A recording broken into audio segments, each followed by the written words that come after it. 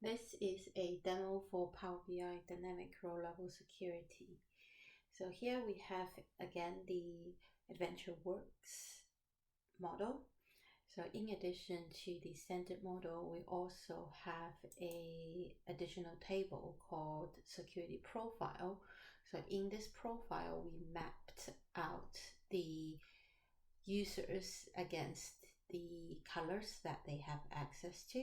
So this test user would have silver and blue color access, and the second user would have access to yellow, and test 2 would have access to white.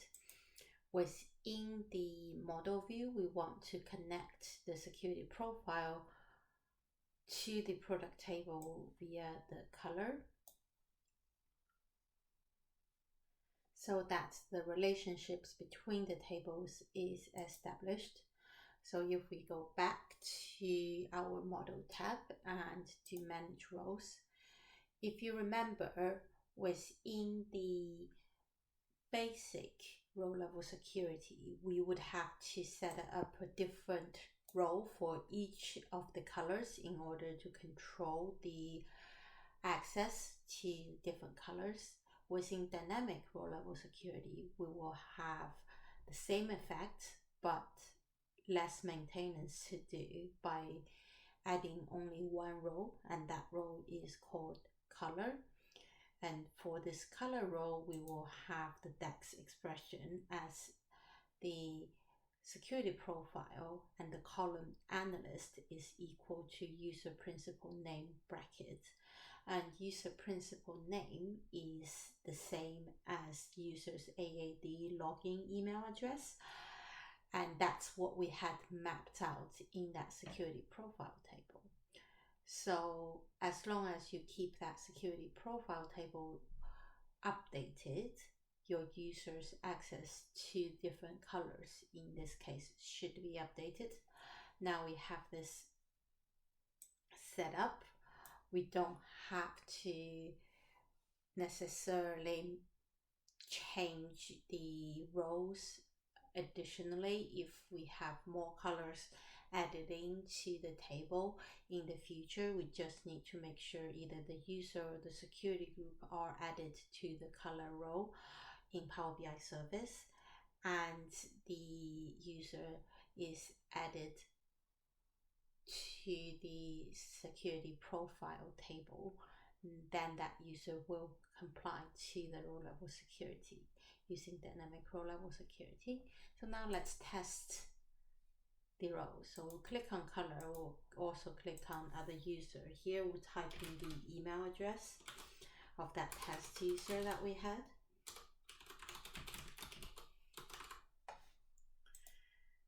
As you can see, as our security profile table outlined, this particular user would have access to silver and blue. And if we test a different user, the second one,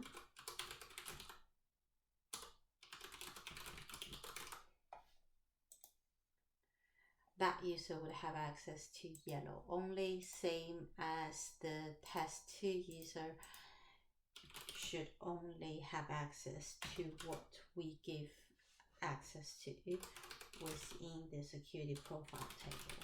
And typically you have that security profile table sitting in the backend data source, either Synapse or SQL Server or SQL DB, so that you can keep that updated as part of your security process.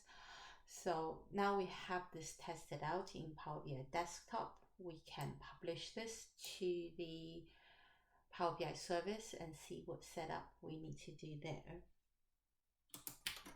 So here we have the data set already published in the Power BI service, and we can go into the data set itself. As you can see, I'm logged in as second user. The only reason I can see all of the colors is because I have published this data set. So I have elevated permissions. If I were a viewer of this workspace, I would have to comply to the row level security rules. So in order to add other users to the row level security, we'll do the same thing as we did in the basic row level security, which is going to security and then add either people or security groups to it. So here we'll add again our test user to the color. Remember, in our security profile, this user is supposed to have access to silver and blue, and we'll add that user. We'll make sure this user is added to the workspace as a viewer and nothing above, so that they would have to comply to the row level security. Now let's go over to that particular user. We logged in as a test user. We'll refresh the page and then go into row level security. We should be able to see only silver and blue. And this is how you set up dynamic row level security within Power BI. Compared to basic row level security, you'll do less maintenance in terms of adding rows and adding members.